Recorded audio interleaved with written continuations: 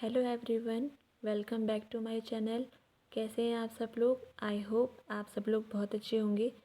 जैसे कि आप सब जानते हैं कि हमने पहले कंपनी के बारे में डिस्कस किया था आपके साथ। कंपनी के मेरिट्स, डिमेरिट्स, उसके ऑब्जेक्टिव, कैरेक्टरिस्टिक, हम ये सब मैं पहले ही डिस्कस कर चुके हैं। उसी के साथ मैं आज आपके लिए लेकर आई हूँ main document used in company formation. Company की फॉर्मेशन करने से पहले, यानी कि कंपनी को स्टार्टअप करने से पहले कुछ फॉर्मेलिटीज़ होती है जिसके अकॉर्डिंग हमारे ये डॉक्यूमेंट यूज़ होते हैं। तो आज जो मेन डॉक्यूमेंट यूज़ होते हैं, आज हम उसी के बारे में इस वीडियो में डिस्कस करेंगे। तो 3 डॉक्यूमेंट है जो कि मोस्ट इम्पॉर्टेंट है जब भी कंपनी की फॉर्मेशन कर रहे होते हैं। तो उसमें पहला डॉक्यूमेंट है हमारा मेमोरेंडम ऑफ एसोसिएशन, सेकंड है आर्टिकल ऑफ एसोसिएशन, थर्ड है प्रोस्पेक्टस। तो जो पहला डॉक्यूमेंट है मेमोरेंडम ऑफ एसोसिएशन, जान लेते हैं कि मेमोरेंडम ऑफ एसोसिएशन में होता क्या है। The memorandum of association is an important document of a company. जो मेमोरेंडम ऑफ एसोसिएशन है वो बहुत ही ज़्यादा इम्पॉर्टेंट डॉक्यूमेंट है कंपनी में। बिना मेमोरेंडम ऑफ एसोसिएशन के हम जो बाकी के 2 डॉक्यूमेंट है आर्टिकल ऑफ एसोसिएशन और प्रोस्पेक्टस, उसे हम मेंटेन नहीं कर सकते। तो ये फर्स्ट डॉक्यूमेंट होता है कंपनी के फॉर्मेशन के टाइम पर। Memorandum of association contain those condition on the basis of which a company is incorporated. जो मेमोरेंडम ऑफ एसोसिएशन होता है उसमें वो सारी टर्म्स एंड कंडीशन होती है जिससे कि कंपनी इनकॉर्पोरेटेड हो, यानी कि कंपनी के रजिस्टर्ड होने में मेमोरेंडम ऑफ एसोसिएशन का बहुत ही बड़ा योगदान होता है। बिना मेमोरेंडम ऑफ एसोसिएशन के कंपनी जो है वो इनकॉर्पोरेटेड नहीं मानी जाती। इसमें जो दूसरा पॉइंट मैंने लिया है वो है in this document the right and objective of a company are defined. Memorandum of association जो डॉक्यूमेंट है हमारा, उसमें कंपनी के जो राइट्स हैं, जो ऑब्जेक्टिव हैं, वो पूरी तरह से मेंशन होते हैं, प्री मेंशन होते हैं। कंपनी को जैसे ही कंपनी इनकॉर्पोरेटेड होगी तो वैसे ही क्या होगा कि जो राइट्स है, जो ऑब्जेक्टिव है कंपनी के, वो मेमोरेंडम ऑफ एसोसिएशन में लिखे जाएंगे। तो इस डॉक्यूमेंट को हम कहते हैं memorandum of association. I hope आपको समझ में आया होगा। ये हमारा फर्स्ट डॉक्यूमेंट होता है। सेकेंड की ये है कि इसमें कि जो इनकॉर्पोरेटेड होने में इसका बहुत ही बड़ा योगदान है।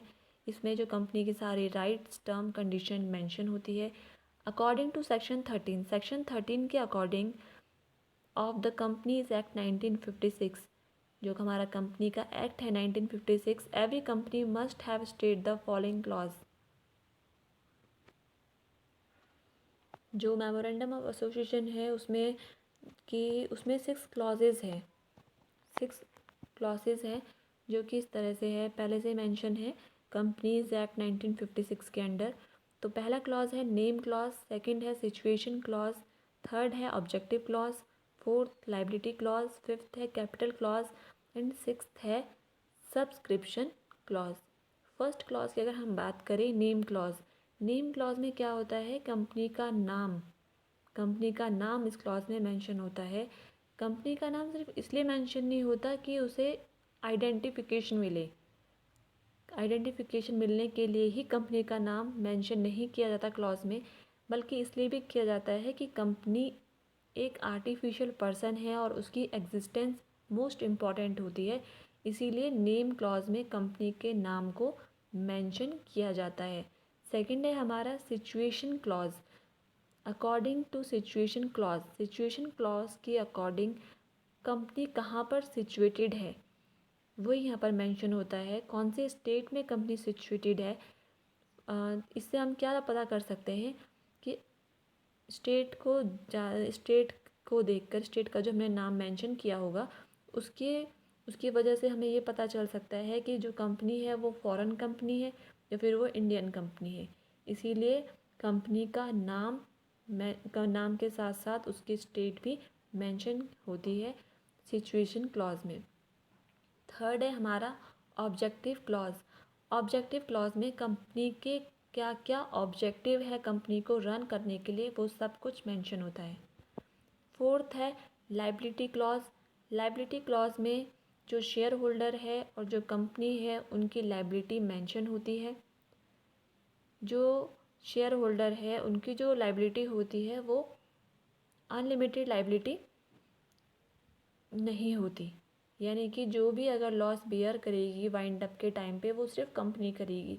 फॉर एग्ज़ाम्पल अगर जो शेयर होल्डर है उसने 5 शेयर खरीदे हैं 100 रुपये के, बट वाइंड अप के टाइम पे वो बिल्कुल भी पे नहीं करेगी, यानी कि एक्स्ट्रा पे नहीं करेगी, जितना ही उसने शेयर लगाए होंगे उतना ही वो पे करने के लिए लायबल है।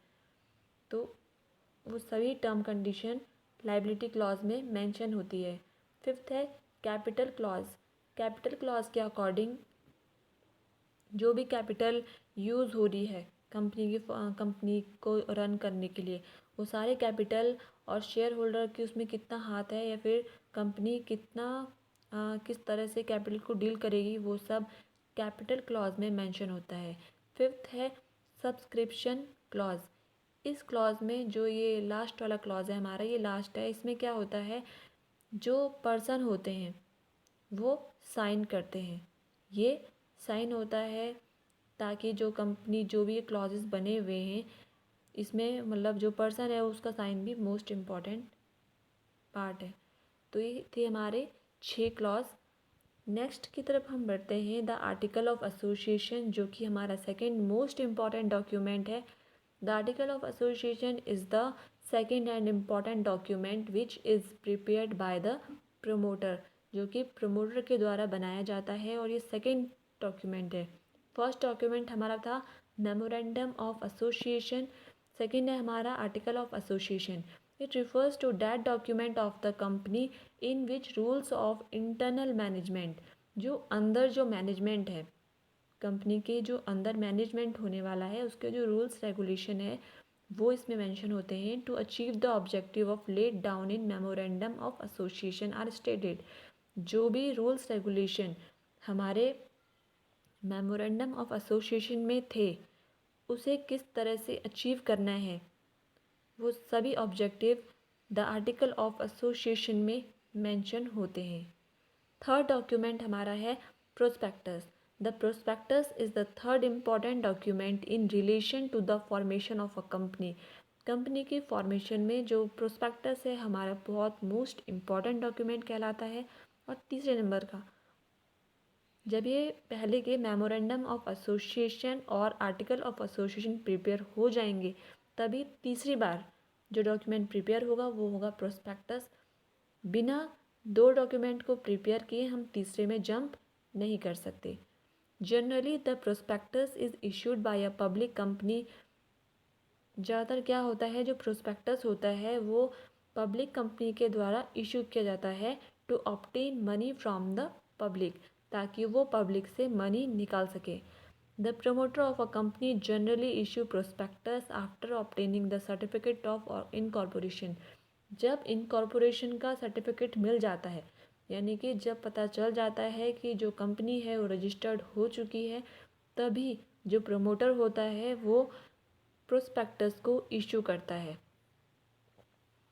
तो आज जो हमने डिस्कस किया वो थे main document in company formation.